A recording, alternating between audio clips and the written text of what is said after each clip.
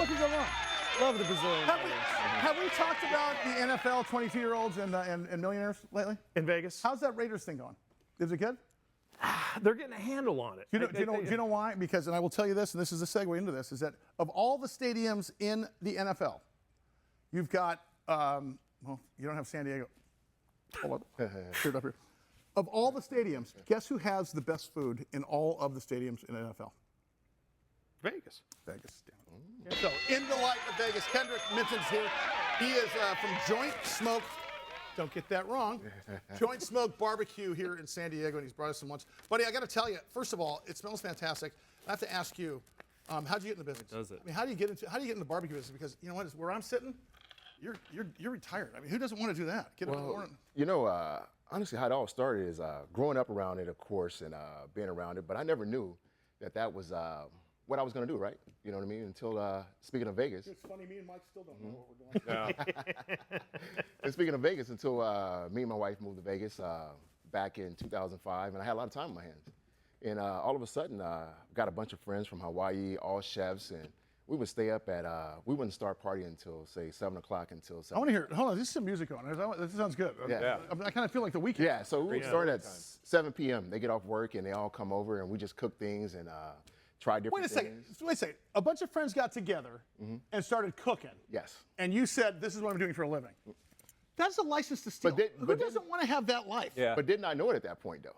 You know, That's even better. And then until they start raving about the food, like the barbecue. So Yeah. I'm cooking ribs, and I buy this charbroiled smoker, $99. Charbroiled Smoker is his gang name, by the way. Oh, okay. From Smith's. Okay. Set it up and start smoking, offset it. I say, man, I'm gonna do these ribs. Okay, wait a second. So what we do is, do we grill or do we barbecue? It all depends on what you're doing. Most of us. excuse No. me. No. Please take it away. No. Well, it depends there, Nami. No. Barbecuing, that's barbecue. Well, that's smoking, though. Low and slow for Low hours. and slow is so, all right. barbecuing. Low and slow for It would hours. have been an easier question. What's the difference? Because there is a difference. Grilling is hot and fast, pretty Yes. much. You know what I mean? Barbecuing is low and slow. So you gotta have patience and time. Speaking of hot and fast, Yeah. how we can't drive. Go ahead.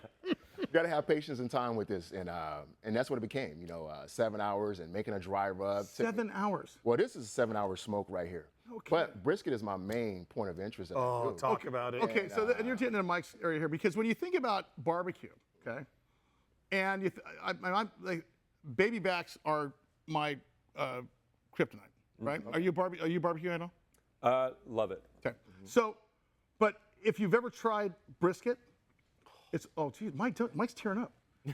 What's the difference, Mike? It's pretty great.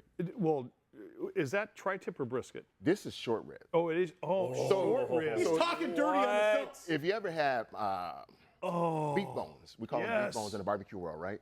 So all this is without the bone. So I found the boneless, and I said, I'm gonna perfect this tonight. You know what I mean? What? So I did a 7-8 hour smoke on this, and I haven't even tried it yet, guys. So Do you? So Hold on. you're dry rubbing it beforehand. oh, absolutely. How long are you waiting for it to set up, like in the fridge or whatever? You don't set it up in the fridge. Once you take it out, you put the dry rub on it.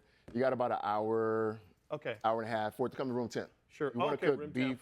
or any kind of barbecue at room temp. You know what I mean? So the smoker don't work so hard to kick the cold out of the meat. Can I ask, Yes. how personal or skill-based is this? I mean, what is the difference between me, who's going to give you raw or burnt meat, and then you? I think you answered the question. Yeah.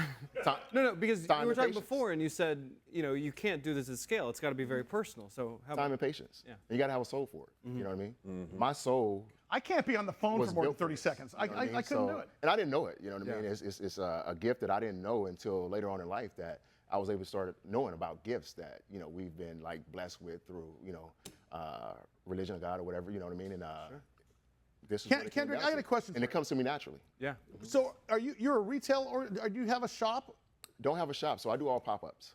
So all pop-ups. And this is a new gig economy. Talk about great this. model. So this is the way that you get into business without all of the overhead, correct? Without all the overhead, and I can keep my quality super high. You know what I mean? So without having a lot of overhead, without having a lot of people touch my food and different things like that. And I got a number that I like to hit. You know what I'm saying? Like so, as far as quality-wise, you know what I mean? The way I'm set up, I can do 75 to 100 people. You know what I mean? And that's based On a pop-up. On a pop-up. Wow.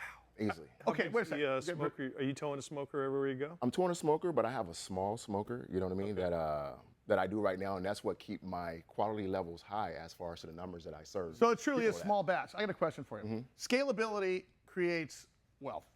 If you could do this 75 to 100 people in San Diego, could you teach other people that you trusted to do it in East LA, which is somewhere in Oklahoma? In other, could you scale it in other states if you, or is that too close to a franchise McDonald's operation? I think absolutely you could, but the thing of it is like you got to believe in the people that you're training, right? They got to have the same soul, the same passion, things like that. Because they can say, yeah, I want to do this, but then they take shortcuts. And I can't I think you handle should that. train every employee in the You country. can't lose any Yeah, I can't quality handle for. that. So my that's thing just- is you know. if I throw out a product and it's not where it needs to be and I'm serving people, I will throw it away because Do you know what's crazy? it's not You up to hear- quality, up you- to my quality, let me tell you my what- standards. That's right. So, In 30 years, I've interviewed almost every major CEO you've heard of. And I'll tell you the ones that are successful are not doing it for the money. And that's the thing that is special about you. I would say that. Since we're givers and we do it for the children, can we test it? Absolutely. Get in there and test it. that in Find front a of us. way, yeah, please. Kendrick, will you come back with us at some point? absolutely. We'll give you as much exposure as we can. I think you need to start mailing this stuff out because there's going to be people in New York Oh my City tonight. God. Grab They're going to this. want to have some of your stuff. and that is my homemade sauce as well. Yep. Oh, man. Look at the smoke ring. We're done. It just Walking off. crumbles. Stop. Look at this. That's right. Get 'em up. That's awesome. Holy crap. Sorry, vegans. Yeah.